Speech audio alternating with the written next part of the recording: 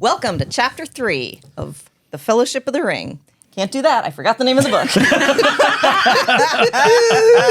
See, it's hard. It's hard. We are here to talk about Chapter 3, which is called 3 is Company. I thought personally that it was a good chapter. Is that it? Do we got to talk more about it, or we're good? That was it. Thanks for tuning in. We'll see you next week. Bye, everybody. Seriously, let's talk about Chapter 3.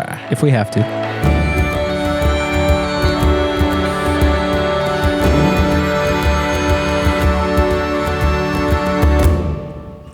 Do we want to start with a recap of Chapter 2 before we dive into Chapter 3? Why not? Yeah. Super. All right. So this week, I'll be doing a brief recap from Chapter 2. Chapter 2 was 17 years since the big birthday party where Bilbo disappeared. Everyone at this point basically thinks Frodo's insane. He's doing a lot of wandering and thinking that Bilbo's still alive, Bilbo's coming back. There's lots going around the rumor mill. There are strange happenings around the Shire. There's elves in the woods. People are seeing dwarves.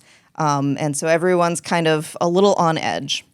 So Gandalf has been checking in on Frodo every couple of years. He disappeared for 9 years and then came back.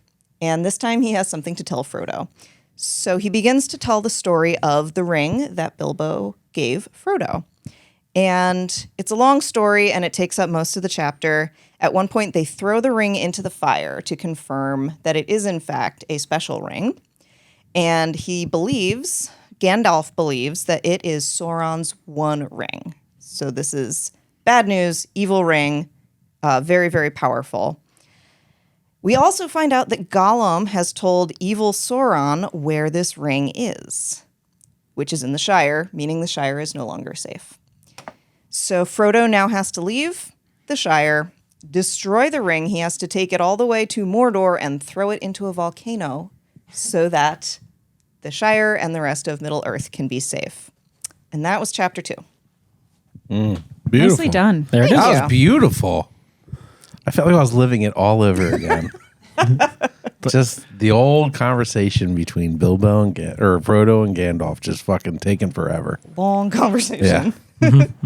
But now Pat is going to lead us off with our summary of Chapter 3. All right. So Chapter 3 starts immediately where Chapter 2 leaves off. It's autumn, and Frodo and Gandalf are sitting together, and Gandalf says, "Hey, you should go quietly, and you should go soon." So Frodo thinks it over and says, "What if we wait like 3 months for my birthday?" And Gandalf is like, "All right, that should do it." So Gandalf hangs out for like 2 months. And in this time, Frodo's finally set a date, right? It's going to be his birthday, September 22nd. He's going to leave. And now that it's real to him, he's looking around the Shire and he's suddenly that wanderlust is starting to feel less lustful. Like the Shire's gorgeous in the autumn. He's thinking about all the things he may never, ever see again. Because now he's thinking about like, where am I? I'm leaving. Why am I leaving? This might kill me. Yeah. And he doesn't even know where he's going to go. And he says that to Gandalf. And Gandalf says, "You should go to Rivendell, to the house of Elrond Half-Elven." Turns out that's where he takes all his hobbits. You know, Frodo says, like, "I'm not just going to disappear like Bilbo. Yeah, that would kill people. We can't, that can't be my legacy." And Gandalf says, "Fine, yeah. You shouldn't just disappear, but you definitely shouldn't tell people where you're going." So he comes up with this cover story. He's going to sell Bag End, and he's going to move back to Buckland. And the reason that he says he's leaving is because, he lets it, like, speculation take hold. And the rumor mill is that the money's running out finally. But nobody believes that because Bag End is literally stuffed with gold. That's insane. This is clearly a dark plot by Gandalf, somehow, some way. And anyway, he sells to the Sackville Bagginses. No. Right? Like, I had forgotten that detail. Like, that was... Yeah. So after all that waiting, they have to buy it. Even at a good price, they have to buy it. And he's bought the house, And these 2 months go by, and now we're in September, and it's like the couple days before the birthday. The house has been cleaned out of everything. He packs up a couple of giant wagons, has them delivered to his new house in Buckland, and it's just him and Sam and Pippin and Mary and Fatty. And they're just kind of hanging in the house. They take all the last stuff. Did you say Fatty? Fatty Bulger.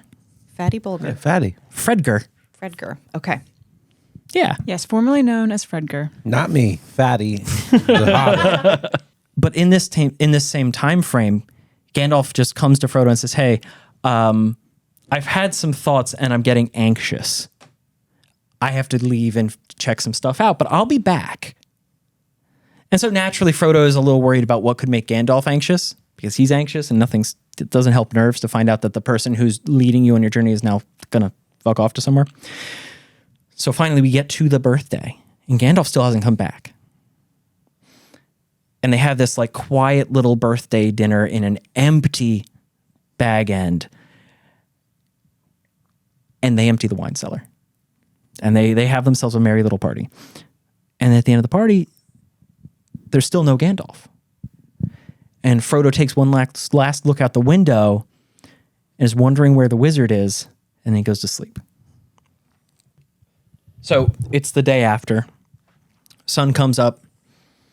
The house is empty. They're making the final preparations. Frodo's dragging this out for as long as he can for Gandalf to show up.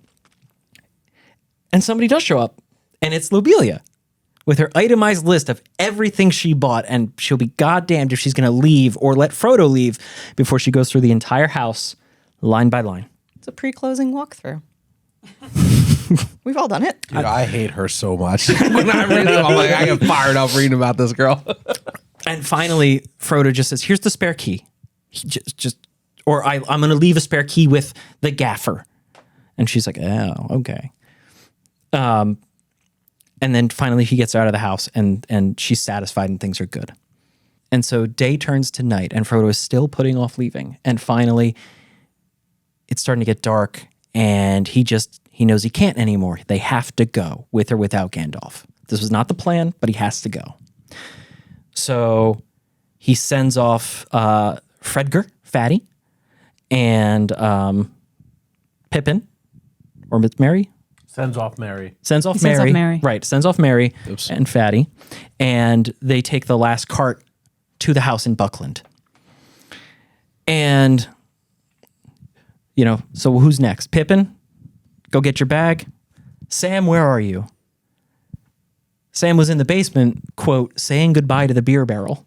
So he comes up and he's like, "Oh, yeah, I'm ready to go, but I got to go say bye to Dad first."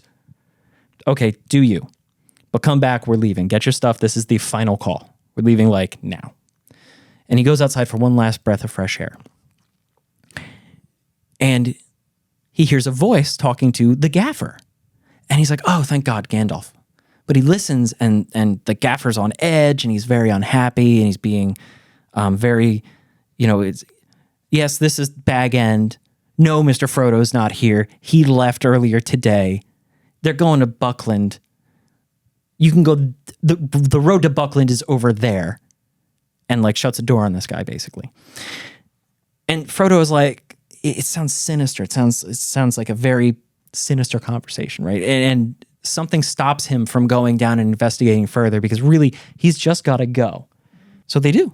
They pack up and then off they go. And they don't leave by the main road. They leave by a side gate. They cross some fields and off they go. And that's sort of the theme of their journey is they take the back roads. And they're taking the opportunity to say goodbye to the Shire. You can tell that Frodo and Sam and Pippin are all kind of drinking everything in. Pippin because he's out for a night's walk. Sam because he knows this country like the back of his hand. Within 20 miles of where he was born, he could tell you everything. And he even does. He's like, over this next hill, some trees, we can take a nap there. Which I was thoroughly impressed by. I have about a 2-mile radius in my mind of if I'm walking, I could tell you what trees are coming up. If you dropped me within a mile of my home, there's a 40% chance I couldn't find my way back. I believe 20 that. miles in every direction is impressive. That's 400 square miles almost. It raised my respect for Samwise immediately. Immediately. That's like bigger than the entire map of Skyrim. but yeah, no. So Sam knows he is apparently showing himself to be a very good travel companion because he's also carrying the lion's share of equipment, and he's huffing and puffing. I could do more. It's fine. We can do this. No, you're good, Sam. You're good. He is so happy to be a part of this, and he's so there to be helpful. Like from the start, from right now. So they take all these side roads, they find places to stop, and they stop a lot. And they stop and they eat, and they take a little break because their little feet hurt. And they have their afternoon break, and they just need a breather. And this tree is pretty. We'll have a sit and a snack and a second breakfast and maybe a light lunch. And then once we're over the hill, we'll have real lunch. And it's this very meandering thing. And they stop for the night in this copse of trees that Sam promised would be there, and lo and behold, it is. And they have a little fire, and Tolkien makes a point of saying they don't set a watch because they're in the Shire and it's safe. They don't set like a night watch. Nobody stays up all night to make sure nothing sneaks up on them, nothing weird happens. They just all go to sleep. And then a fox comes by, and we have this interesting moment of perspective where the fox is like, hobbits out of doors? What is going on? And then off the fox goes, and he never does find out what's going on. It was a very strange, fox POV there. Yeah. A very well-spoken fox. Cut to if I might the add. fox POV. Fox is it. like, hobbits. Okay. And he just walks along. Yep. See you later. It was adorable. Right? And then after that, we have another encounter, which is less adorable. Yeah. Because they're on the road, and they start to hear hoof noises. Take it again. Clip clops. So, Technical term. right. So after they have that first fun fox encounter, they have a second encounter, which is not as good. They start hearing horse noises. Clip clops? Clip clops. That's the technical term, I think. Laura I knows would know. horses. I thought it was clop clips. Sorry, man, you're wrong. Where does plop fit in? Bob's Plop, plop. Burgers. Are you plop, saying plip plops or clip clops? Clip clops. I feel like I'm saying a dirty word. Clip clops. I touched her. Clip clop. Oh my God. See, that is Okay. I let that one get away from me. Yep. So we start hearing horse noises on the road, and everybody's like immediately like, oh damn, I bet that's Gandalf. Finally. And Frodo, the paranoia is sinking in, and he says, well, maybe it is and maybe it isn't. And if it is, we'll give him a surprise. Because, scaring a wizard is a perfectly sane approach. It's a great idea. What What could possibly go wrong? Especially one with fire tricks, right? Toad, lightning bolt, fireball. They'll die immediately. And then he's just going to go find... He's like, I am the Lord of the Ring. And he picks it up and... No, and he's going to look at it. He's going to kick some leaves over it and go find Fredger and be like, Fredger, this. This is your journey. Hey, buddy. But really, so they think it could be Gandalf, but maybe we'll surprise him if it is. And Frodo is like, well, maybe it ain't, so we're gonna hide. So Sam and Pippin get out of sight, and Frodo hides in some high grass and is looking at the road. And around the bend from the direction they had been coming is like this clip clop, this big full-sized horse, no hobbit horse. And on it is this rider draped in black cloth. No face, can't see hands, no feet in the stirrups. Like it's just a robed big person, big people on a full-sized ass horse. And when you're this tall, a horse is huge. And Frodo is afraid. Wow, I didn't even think about that. Yeah. A horse must be like an elephant to them. Like just the way the perspective. Like a huge freaking animal. Mm-hmm. And someone on top of it who is 3 times the size of them. And not like that in shadow, but there's no face, no hands, no feet. That's terrifying. That's terrifying. Right? It's this enormous thing, just clip, clop around the road. And it stops. And Frodo hears sniffing.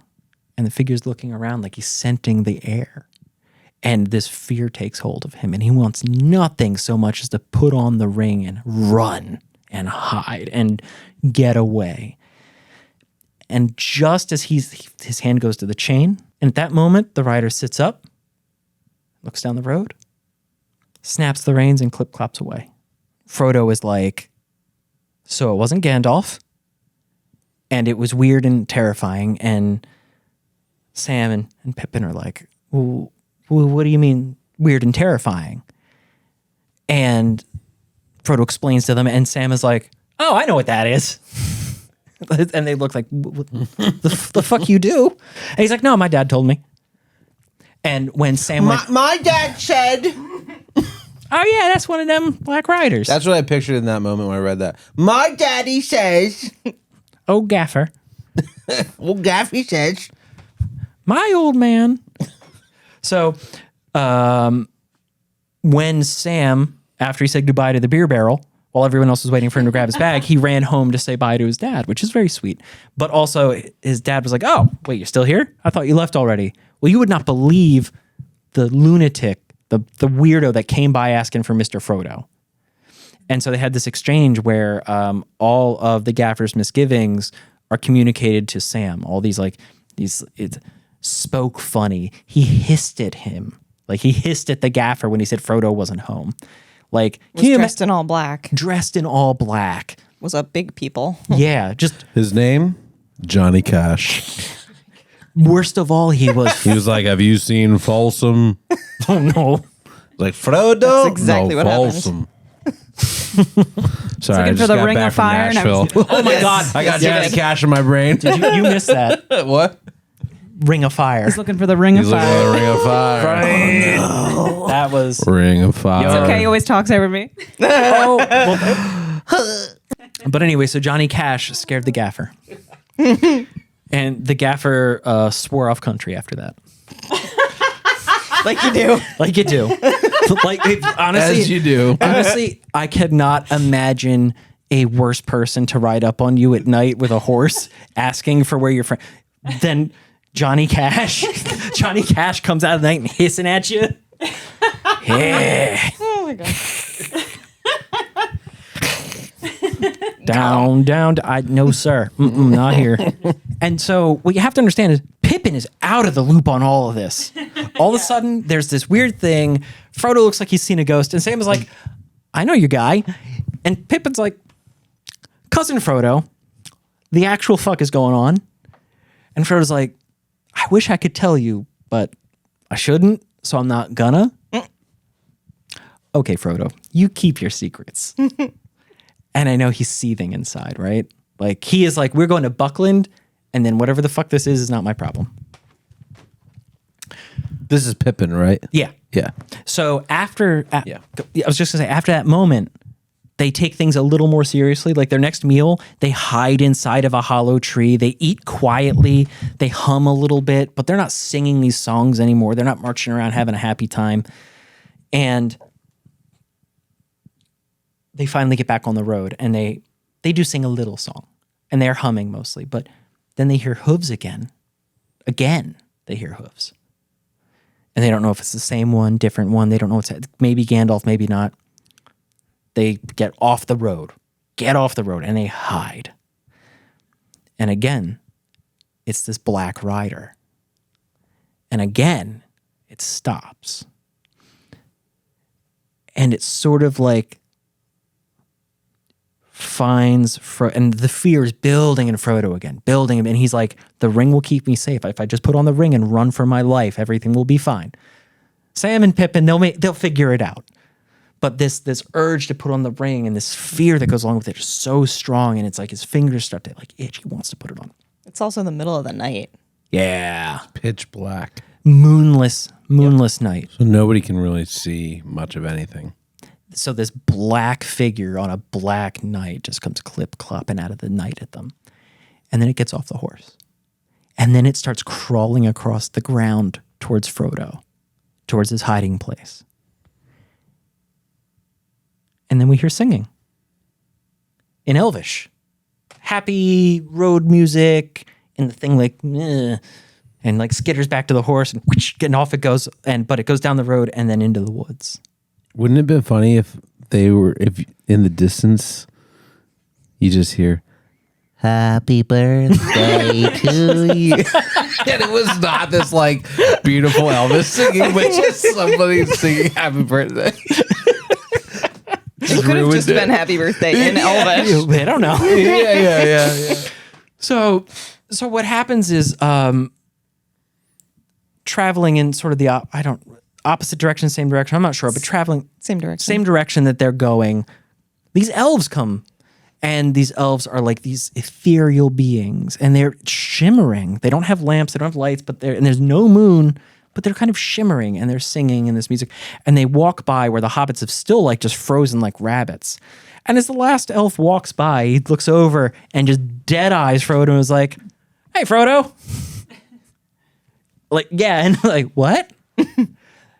And they come out of the woods and all, and it's like, yeah, it's wild. We haven't seen a hobbit out in the woods at night since we saw Bilbo. What? Oh, I love that part. Yeah, like, what? And no, and they choose at that point to say nothing else about Bilbo for the rest of the night. No, they told him that they'd seen him twice. Okay. He's alive. Okay, he's alive.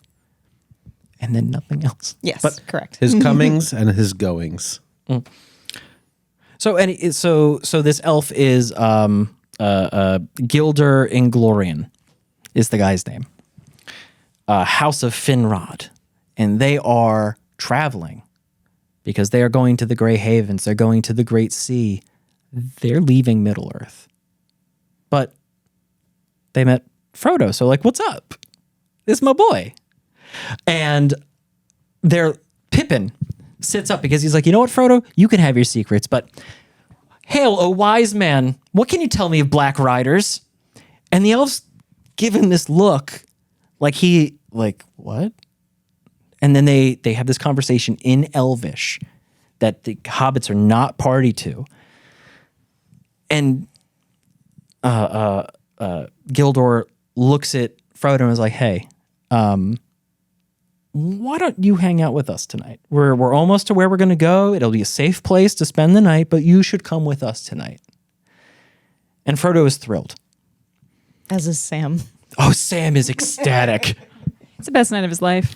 And Gildor reinforces that is quite far.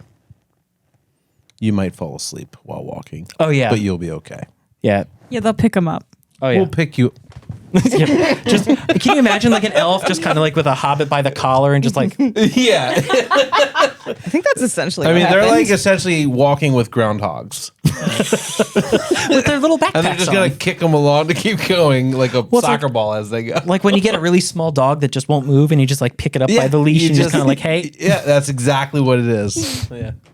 So anyway, they're going to go to an elf hall, and we're introduced to this concept of what is an elf hall. It turns out an elf hall is kind of like a secret clearing in the woods. And they go and they sit down and they take their break, and Pippin is like done. His shoes, like they don't wear shoes, but like his shoes are off and he's up against a tree. And the elves are just kind of sitting in this clearing in the woods, and it's kind of nice. And then the stars start to come out, and the elves sing this song. And it's a really nice song, actually. And then they're like, all right, now it's time. And they look to the end of the clearing, and there's this like kind of like this archway in the trees that goes to just a grassy area, and they go in, and it's this quote unquote hall, this like natural structure almost, and like the trees are the pillars, and there's silver and gold chandeliers and candelabras hanging from the trees and stuff. Like it's really neat. And this fire springs up out of nowhere, and they've got food and drink and singing songs and doing all this stuff. And Pippin is like, good night, everybody. And just immediately goes and curls up. And Sam is like, I am not leaving Frodo's side. And Frodo takes an opportunity to talk to the elves. Because, to your point, Laura, so you said you saw Bilbo? And they saw Bilbo twice. Once at that very spot. And I don't remember what they say about the second time. Or maybe they don't. Because from the go, Frodo is kind of keeping his business to himself, and the elves kind of pick up on that, and the elves are keeping their business to themselves a little bit. So it's all very, very good. And all the news that Frodo asks... It felt a little clandestine. It felt very Yeah. guarded. Yeah. Like the conversation was clandestine for sure. Of like, you're doing something that you're not telling me, and I'm doing something I'm not telling you. And we've agreed to this without saying words. Elves always speak in riddles. Also true, yeah. So that was like a really, I loved this like little. Yeah, section of it's the it's a real cool exchange. And when Frodo asks for stories abroad, it's all bad news. Wars of men, horrors in the east, the elves leaving. Then it gets to, yeah, well, we were waiting for Gandalf, but he didn't show up, so we left anyway. And Gildor's like stops and is like, something made Gandalf late. And you met Black Riders, the servants of the enemy, on the road in the Shire. And you're not like pissing your pants right now? And Frodo's like, well, You could tell me what these Black Riders are. to which the elf responds, has Gandalf told you nothing? Then the elf goes, well, then it's not my place to tell you. Poor Frodo. Oh, but also, these are servants of the enemy. This shit is real, and you should probably not be out here alone at all. I like that in essence, Gildor essentially says, what's the point of details? He's a bad guy. And I just love that he just like boils it down so fast. I'm like, I'm not going to tell you. It's not for me to tell you. It's enough for you to know. I also just want to scare him. Yeah. Yeah. He needs to wait till morning. Basically. Well, actually, then the next thing that happens is they all go to bed. And that's the end of the chapter. I love them tucking them up into the tree beds. I was like, oh. Yep. So the world is starting to grow. And with it, we're meeting new people. We're finding out new places. I think it might be fun to go through some of the new characters we met this chapter. Good idea. Okay, so first we met Lotho, son of Lobelia and Otho. Otho? Otho? Which, From Beetlejuice, Otho. From It's the same name, Otho. well, now I'll never forget it. That's a deep cut. Yeah. All right. Otho. So Otho. Oh my god, I forgot Unfortunately, he has now passed since He's last perished. we saw him. He is no more. Pour one out for Otho. But yeah, we meet Lotho this chapter. He's their son. He kind of just follows his mom around while she's being a Karen. Terrible name. Lotho. about that. But it rhymes with Otho. It does. Yeah. So now she doesn't have to memorize a whole new name. That's true. It's better than Obelia. It stands for Little Otho. Yeah, it does. And next we meet the mysterious Black Rider or Black Riders. We don't know much about them yet, other than they're described as a very large man in a black cloak. They don't have a face or seemingly any appendages. They're described as the servant of the enemy. And we don't know if the second time we meet the Black Rider, it could be the same one Correct.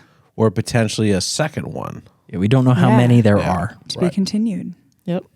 Shire's And just here for last, one. we met Geldor Inglorian, high elf of the House of Finrod. Describes himself as an exile. Honestly, Gandalf has some competition from one of my favorite characters now. Yeah. He was pretty great. Well, I think this is a good kickoff to kind of dive into this chapter. I got to say, as someone who was not the biggest fan of chapter 2, I thought chapter 3 came out swinging. Yeah. I think that there was so much movement, so much fun. I felt like we literally and truly, literally went on an adventure in this one. Like we began the fun. And I'm not a big reader. So for me, this was like, oh, something's happening. Like I'm always trying to find like what's happening.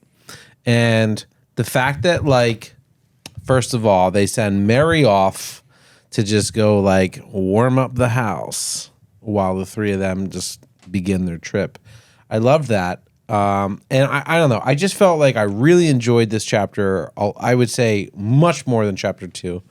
But that I say that as somebody, not that chapter 2 is bad, but it just was a very, very, very long chapter of two people talking. Mm-hmm. It was necessary and it built the whole world for me, but I just wanted something to happen. And almost too many things happen in this chapter. I was like, oh my God, I have so much anxiety reading this chapter. I got scared. I had moments where I was like laughing. Like it was such a roller coaster of a chapter. What do you guys think? I loved it. I think one of the first things that really stood out to me was when Frodo said that Bilbo had left on an adventure to go find a treasure, but Frodo will be going on an adventure to lose one. Oh. So Bilbo went to get the ring, and Great Frodo's writing, going to, Tolkien. Great writing. throw it away. Yes, such good writing. I'm really enjoying the literary writing and the style. But the other thing that really, really stuck with me was that Frodo thinks he will not return. Frodo is worried he is going to die on this journey, and he is all about it. I can't tell if he's just like being like nervous or apprehensive about the trip, or if he's just being honest of like almost like piety and being like, this is not about me. Feeling like a martyr. Yeah. Yeah. Like I can't tell if he's like, oh, what if I think I might die, or if he's being like, if I die, I die. Yeah. And it's not very clear, but it does kind of like, I don't know. It's interesting. It feels like you have something you want to say. I think it is clear just from a previous statement Frodo said to Gandalf, where he first doesn't want it. He's like, why has this happened to me in my lifetime? I'm paraphrasing, obviously. And then he kind of talks himself into it saying, you know, even though sometimes I want to throttle these hobbits, again, paraphrasing, he then decides that he wants to protect something so pure and beautiful and simple. And that if he is going to have to sacrifice his life, it will be for a worthy cause to keep the Shire safe. So I think... So he does talk about sacrificing himself? I'm really paraphrasing I might have here. missed that. Tolkien Yeah, did it 'cause much more beautifully and eloquently than me. But that's what I wanted, right? Like I wanted Frodo to understand the gravity of what's at stake. And there's times where, and you know, Pat, you brought this up, where like Pippin is not fully aware of what's going on. Pippin has no idea. Pippin thinks the cover story is the real story. Pippin is so sassy, and we need him for the comedic relief. Yeah. Yeah. But he also isn't going on the trip Yeah. yet. Yeah. So I just want to say, though, that like to that point, right? Frodo is like kind of gets doom and gloom a little bit. And when he says like, what do we do, Gandalf? How can this be my life? Like, why did this happen to me? And Gandalf says, like, Tolkien writes this line that is like amazing. It's like, essentially, we do not pick the things that happen to us in our lifetime and the challenges that we face. We only choose how we react to them and what we do with the time that we are given. And in that context, Frodo's like, well, if this is my burden, it's my burden. And when he gets a little fatalistic, Gandalf says, but, you know, hold up, because, like, you can't see every end. You don't know how this road goes. I don't know how this road goes. It may be that this is not yours to carry for the entire journey, but the part you have right now is yours, so let's focus on that. Yeah. And that's what you tell people when you're asking them to do something extremely dangerous. Yeah. Focus on right now. We just got one step at a time. There's something I want to just jump right into here with this chapter. I have a lot of notes here that I want to hit. My first note, and I'm sure you guys may agree with me, you may not, but I think it's really interesting that in the end of chapter 2, Gandalf basically says, Frodo, my boy, it's time to go. You got to go. You got to go deal with this. I'm sorry. Sam plops him next to him, goes, this is it. Say goodbye. We're off. There's an adventure beginning. It's life-changing. And then chapter 3 begins, and it's like 3 months later, Frodo's figuring out how to say goodbye to people. And I'm thinking to myself, my God, like what are you doing? Go, man. Like, go. Like, I'm sitting there being like getting anxiety that he's not. He's like, he's just like laying in bed, looking at the ceiling, being like, I wonder which direction I should consider when I eventually, like, get the fuck get going. You're late. Yeah. And that was driving me nuts. And Gandalf at one point was like, you got to get going. Like, it's getting really late if it's not too late. You're gonna die, man. It could be too late. They're coming. Well, that's the whole thing. He was too late. It was just Gaffer thought they left already. Yeah. Or Frodo would have died in his home. Yeah. It was driving me crazy. We're reading that part, and I was like, why is he in the freaking house still? What are you doing? He's like, in the next couple weeks, I'll think about who I should say goodbye to. And I was like squeezing the page as I was like turning, and I was like, oh. Well, he had decided This he was annoyed going to me. wait until his 50th birthday to leave, which was in September. But and it had something to do with Bilbo. Was Bilbo that birthday. when Bilbo left for his Bilbo journey? left on his 50th, Okay, yeah. I thought there was wanted a a little symmetry. parallel Well, he didn't there. leave on his 50th birthday. He left when he was 50. Okay, But yes. but so yeah, the age. He was like, it feels right to leave when I'm 50. Yeah. You know how it is when you buy a house, you sell the house, and there's a 3-month waiting fee. No, I'm just kidding. That's how it feels. It's a month, right? So that part frustrated me in the beginning. The next part that frustrated me, and again, these are good frustrations. This is clearly good writing. It's getting me emotional as a reader. But the next thing that frustrated me was we leave chapter 2. Gandalf says to Frodo, shh, keep this quiet. Tell no one what you're doing, where you're going. You have to just leave. And instead, not only does he wait 3 months, he tells basically the entire Shire his address, that he bought a house, this is where he's going. And I'm sitting there going, what the fuck are you doing? What are you doing? Why are you doing that? Well, And he needs like a story. Cover story. So I like, don't think he can't just does. disappear. He can just leave. He No, doesn't because he doesn't want to. he didn't have to sell Bag End. Well, I agree. I thought it was weird that he It was sold Bag End. ridiculous. You don't But gotta sell it to just leave. Bilbo left. You can just leave. I You was know? looking at the map in the front of my book, and Buckland is on the eastern side of the Shire, and he needs to journey eastward. So it kind of made sense that he should move his little, operation over to the eastern side, Yeah. so that when he leaves for his journey, nobody's allowed to know about his journey. Right. But it doesn't really matter if they know where he moved to. Mm-hmm. And true. Buckland just sort of makes his journey shorter. It's on the eastern side where they're going to be moving east. Sure. And fewer people will notice him on the roads when he starts his big journey. All that's true. That was my thought. Yeah. I like that. I just didn't know why he told him. Well, I like that Gandalf's advice is just lie. Yeah, like, dude, make it up. Shut up. Yeah. Like, you can literally say this whole story and not be truthful about it. Be like, I'm moving. If he's got to go east, say something in the north. Yep. I'm heading to the north. See Gonna you go later. check out how fast. Yeah. See you later, guys. And then goes eat. That's going to throw off everybody. That'll throw off. Say he's in the south. You know what? And in hindsight, if he had done that, maybe he wouldn't have had a couple of scary encounters on the road. Yeah.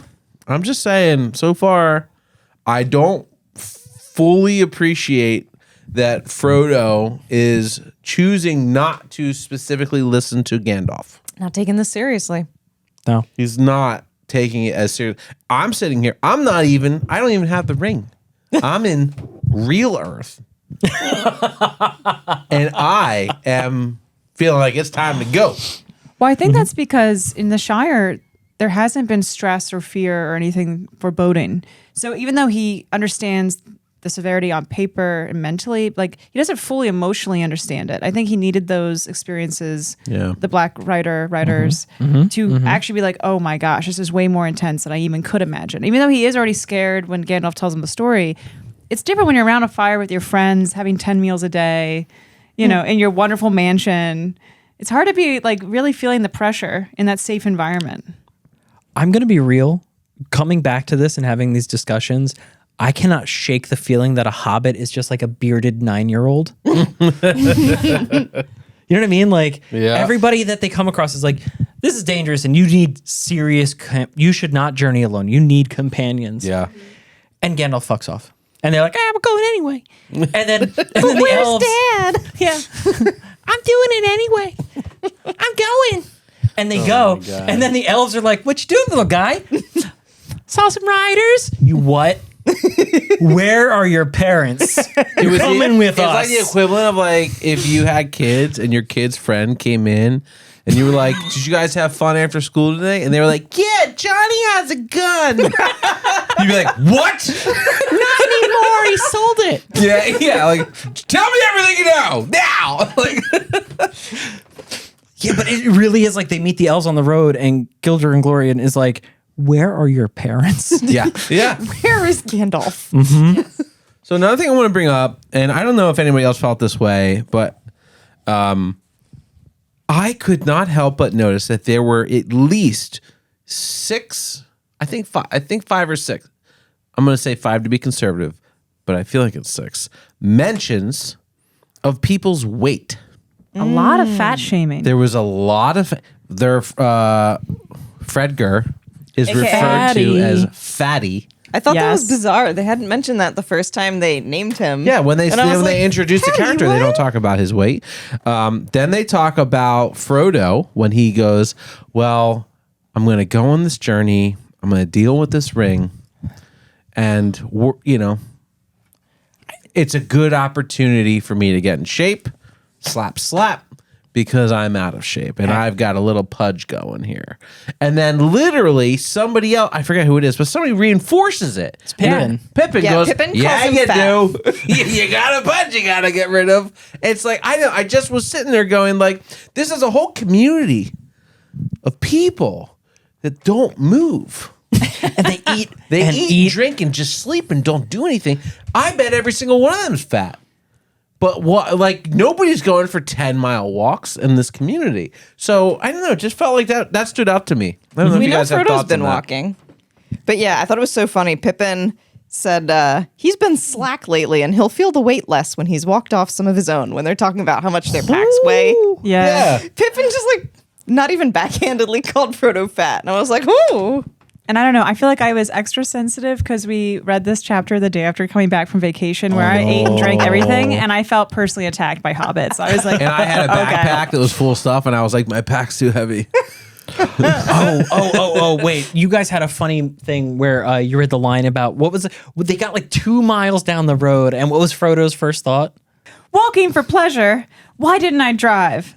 And immediately I said, that is my husband, Chris. Every time we're on a trip and I'm like, let's just walk to the place. I just want to say that we went to Nashville last week on vacation, and at the end of our first full day there, I had walked almost 9 miles. Really? That would get you about a quarter of the way to Buckland. I feel you, Frodo boy. Yeah. But before we move on, because we're getting to a point I know we all want to talk about. Also, food. Yes. I just have to say, earlier in the chapter, Sam finally gets invited to tea. My heart was so happy. Sam was just appreciating not being treated just as the gardener. He's actually Frodo and their friend now. And that was just really a cool moment before we start off on this arduous journey. That's awesome. I noticed a slightly troubling symmetry parallel here. They keep referring to Sam in a very dog-like manner. I don't know if you guys noticed, but at the end, when Sam finally decides to go to sleep, they say he curls up at Frodo's feet. Not only does he refuse to leave his side, but he literally curls up at his feet like a Labrador. Yeah, he's got golden to lab energy. Yeah. Keep him safe. And I was like, that's so cute, but also stop making Sam a dog. Well, it's interesting you say that. When they have their first morning and they don't set the watch, nobody stays up. When they wake up, Funny. I really was taken aback by how they treated Sam. Basically, Frodo wakes up and he goes for a short walk Just to find water. just to find some water, or at least that's what they believe. Frodo is not specifically in his mind looking for water, but Pippin and Sam believe Frodo has gone off to get water. But the funny thing is, Frodo's going off to get water, and yet Pippin turns to Sam and asks him, as he waking him up from his sleep, goes, "Is the hot bath water ready?" And it's like, well, first of all, we know neither of these two went and got water. That leaves it to Frodo. Frodo's he's not back yet. So it's truly an impossible situation. They ask he's him to put get in. breakfast ready by 9:30. Yeah. Right, yeah. And Sam's response is, "Oh yeah, I got it. I'm on it. I'm on it." Yeah. And immediately I just felt like they were bullying him. It was a tough part to read. Yeah, it's a very tough part to read. I think the takeaway is Pippin's an asshole. Pippin's totally an asshole, and it doesn't help. Oh, trust me, I did not feel great about this, but I say this every episode. We're listening to this on Spotify to Andy Serkis do it while reading it, and Andy Serkis does Pippin as a deep Highlands Scottish person. That feels like old English racist. Yeah, it's interesting, and he makes the asshole of them is this like Scotsman. It's Interesting. Nope. You know, I have no thoughts on that, but it just something. It made me feel a little something. You know, Yeah. it was a bummer. We were in Scotland last year, and it was the most beautiful place I'd ever been in my life, and so I felt like it was misrepresentative of that. You know? Yeah.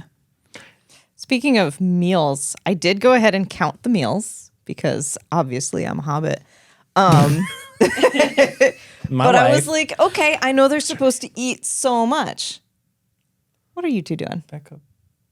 Oh, are you trying Becca to remember my Hobbit name? Heart. Something like that, yeah.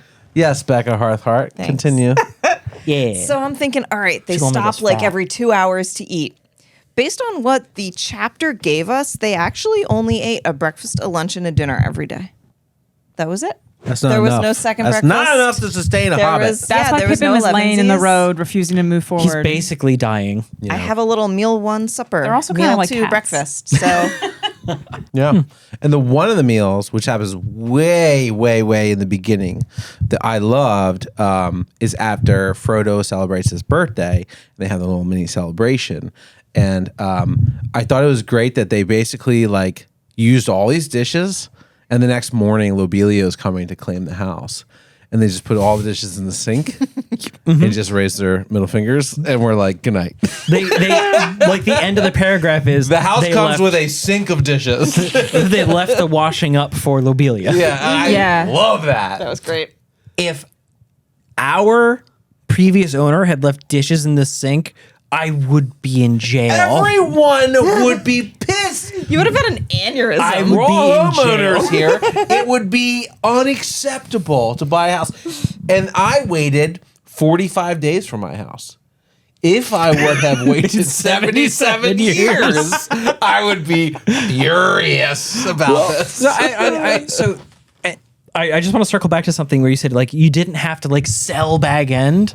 No, you didn't, because the Sackville Bagginses were going to have you declared legally dead. Yeah. Within the year. They were gonna take That's true. it. They would actually, you least might you as got well some take their money. money. Yeah. Yeah, that makes sense. You might as well take their money. Oh man. Well, that made me think of something that I wanted to bring up, and there were, I think, 2 or 3 poems / songs in this chapter that Frodo thought of word for word that Bilbo had taught him. Yeah. And so I guess what I realized is that Bilbo has been preparing him in so many ways, more than one way, for this journey. Did he know he was preparing I him? don't think he Probably even not. knew. But Frodo now has this like taste for adventure, this desire to see, what's around the next bend. And one of the poems was like, oh, you might see a tree that nobody's ever seen before. And so he's got this itch for adventure. But we also notice as the chapter goes on that Bilbo has prepared him for this journey in that everybody he meets already knows him. The elves know him. Bilbo taught him some high elvish. Oh, right. He gets Bilbo declared taught an him some elf. high elvish. Yeah, like elf that friend. Elf friend. Hashtag interaction goals. would have gone so differently if Frodo hadn't been able to speak a little bit of Elvish. Yeah. He says, "Hey, don't speak any secrets now. This guy understands us." I love that Yes. line. And Say so, habla español. like Bilbo, nobody Sorry. else could have done this journey because Bilbo had perfectly set up Frodo for it. That's wild. That is really cool. And Bilbo didn't That is even really know cool. that this was going to happen.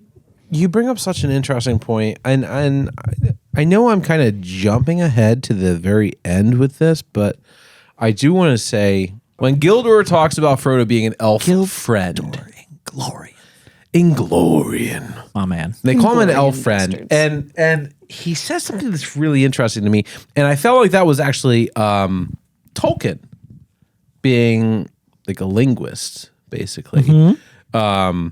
and I don't know much about Tolkien's life, but I'm assuming he traveled. You talked about him being in a war. I'm He went assuming to France. he traveled a bunch. Maybe just France, maybe other places. I don't know. Which elves feel a little French to me. Yeah. They are Actually, They're from Yeah. across the sea. Yeah, They they're are very fancy. foreigners. They appreciate when you speak their language. Very fancy foreigners. So They have great wine and that brings up cheese. something that I just want to talk about real fast, and it's a bit of a tangent, but I think that it's worth bringing up because of everything that happened in chapter 3. That's what stuck with me the most is the metaphor that Tolkien is getting across in that, which is to use a foreign tongue when presented with an opportunity.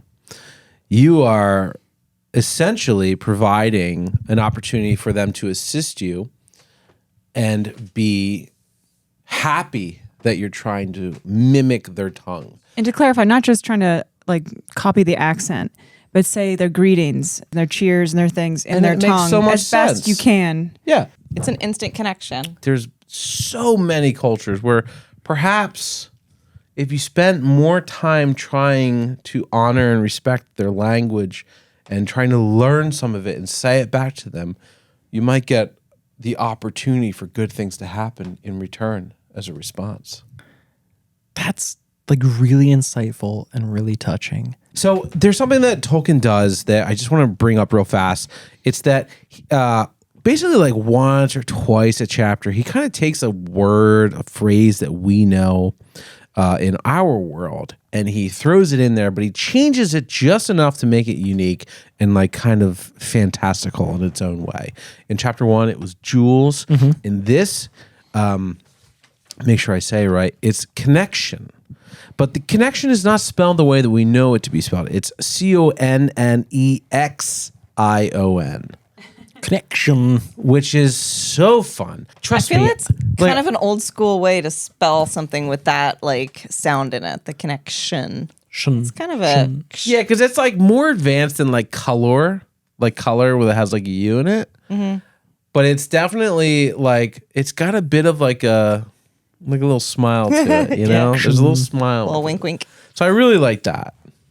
I think there was a note in one of the prologues that a lot of the publishers would try to change his, typos into the correct spelling of these words. And so Right. that's why there's like 60 million versions of these books. Yeah. That's amazing. Yeah. That's so great. And I think it's just fantastic that he just was like, no, like this is the word I want to use. Yeah. It's artists We don't know taking why. a stand, and I love that. And on the topic of language, I just want to point out that I don't know why I took a note of it, but I just took a note of it when he talks about grass, and he calls it tussocky. And that might be a nice fancy word that everybody knows. I don't use that language in my daily life, and I have grass in my yard. And tussocky, But you definitely don't have tussocks. no. But tussocky is just something that I love. And I just thought it was wonderful. It's like perfectly descriptive. He picked a word instead of, a mound of grass. That being said, I was having a conversation with Pat the other day in the car about how reading Tolkien is like, you have this paragraph full of like this clever and really beautiful descriptive imagery, and it's so wonderful and fun to read. And then the next paragraph is like 600 words you do not know. They're made up words in made up languages, and you have no idea what's going on. Like that whole paragraph about the stars. Yeah. Which I did eventually figure out was constellations. Just reading it a second time.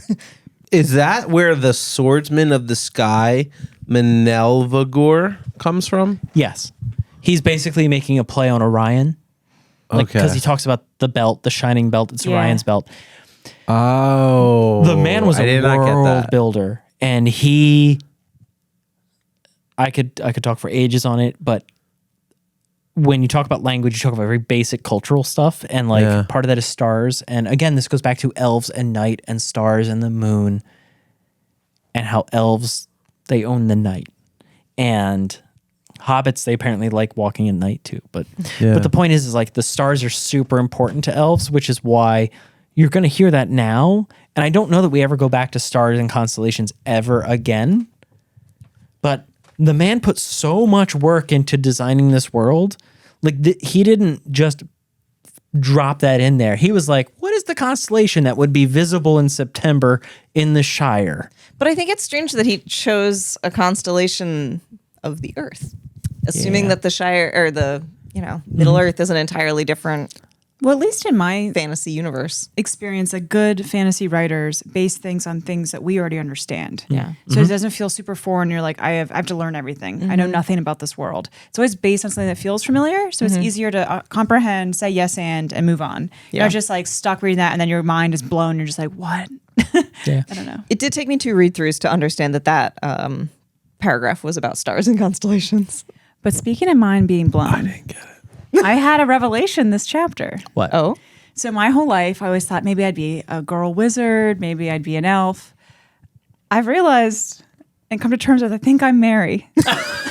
And I will explain why. The sentence, Mary took charge of this, getting the luggage and the house warm and everything together, and drove off with Fatty and bossed him around the entire time preparing the house. I was like, oh my God, this is me like getting ready for a party with Chris. That's us. And like earlier when Frodo's like, I can't get these people out, he's like, leave it to me. And then afterwards, immediately he's like, let's have some tea. I'm like, I'm Mary. Oh my God. Do you guys have Does a... that make me Pippin? No, you wouldn't be Pippin. You'd be Fatty. I'm just fat. No, you're not Fatty. Oh my God. Damn. I'm sorry, Fredger. You're not Fredger either. But no, do you guys have a character you've aligned with yet? Or just even like a Hobbit or an elf or Gandalf or whatever? You know what I mean? Is there anything you feel like, oh my gosh, I see myself a little bit in this character? I am the fox. the fox. What the fox is going on? I am the fox. Oh, You're you saying clever how girl. queer this is, and then he just like disappears, and how I queer like is it? to wander through people's lives and for a moment pause and go, and then keep walking. Yeah. He really does. But only if their curtains are open. Yeah. Hello.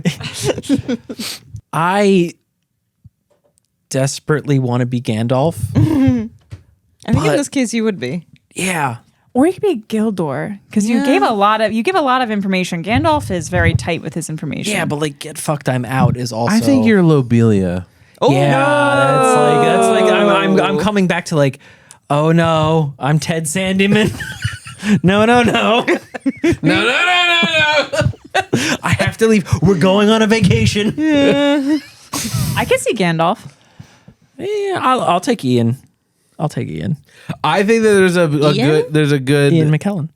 Ian McKellen. I think there's a good representation of Gandalf and you in the sense of what we chatted about last week, where you Love to lie to I children. have a lot of questions, and you are sitting there going, "I'm not going to tell you everything I know."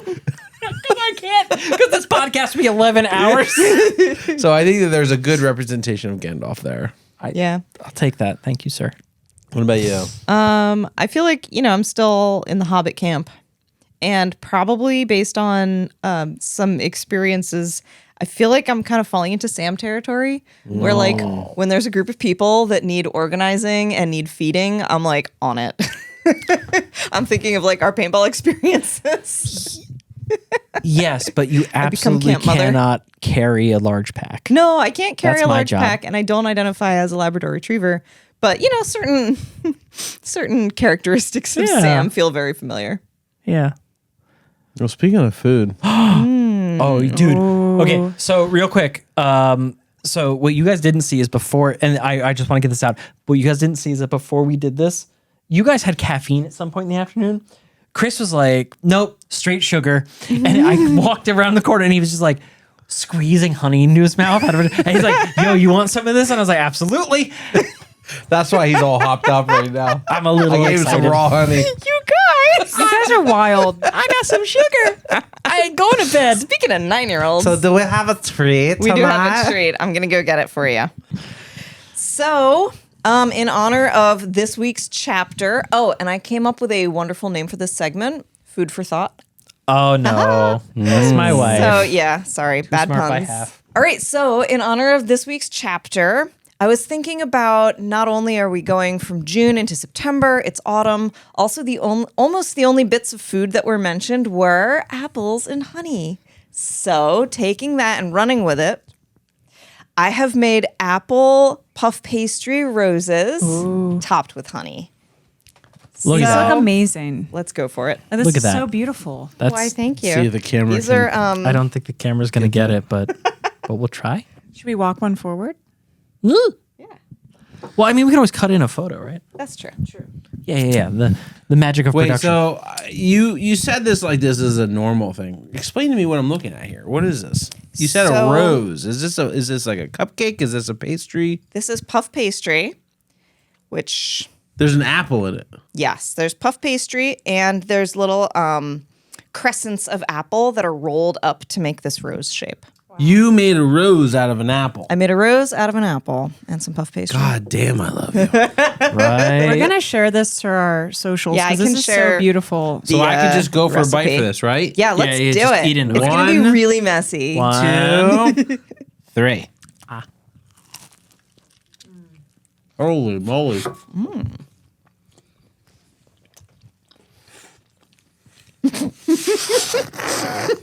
All the gross Pat chewing just noises. died. Well, I just slurped that center. That is amazing. That is so good. Thank you. It's like an apple pie cupcake. Yep. But the honey is really nice on it. And the presentation's outstanding. So, like, Why, thank you. when I found you in the pantry, just squirting honey into your mouth, I was like, Chris is gonna love this. I love honey.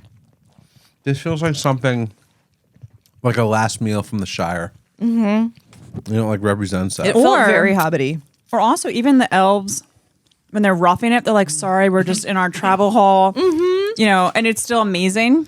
Yeah. Glamping. It was like Yeah, the they're best glamping. bread and the best fruit that they'd ever had. I could see this also being in there, and as a compliment, like it's an elven dish. Like Yeah. it's so good. These were good. Yeah. They were delicious. Yeah. Why, thank you. And I'm glad that I could share them with you all. And I will share them with all of our listeners by including the recipe in our show notes. Sweet. That's a wrap on chapter 3 for the Fellowship of the Ring. Next week we have chapter 4, which is A shortcut to mushrooms. a shortcut to mushrooms. I'm Christopher. I'm Patrick. I'm Laura. And I'm Robbie Jean. Still Christopher. We'll see you next week on Fool of a Took. Follow us online. Share us with a friend. Stay cool. Make sure you read along.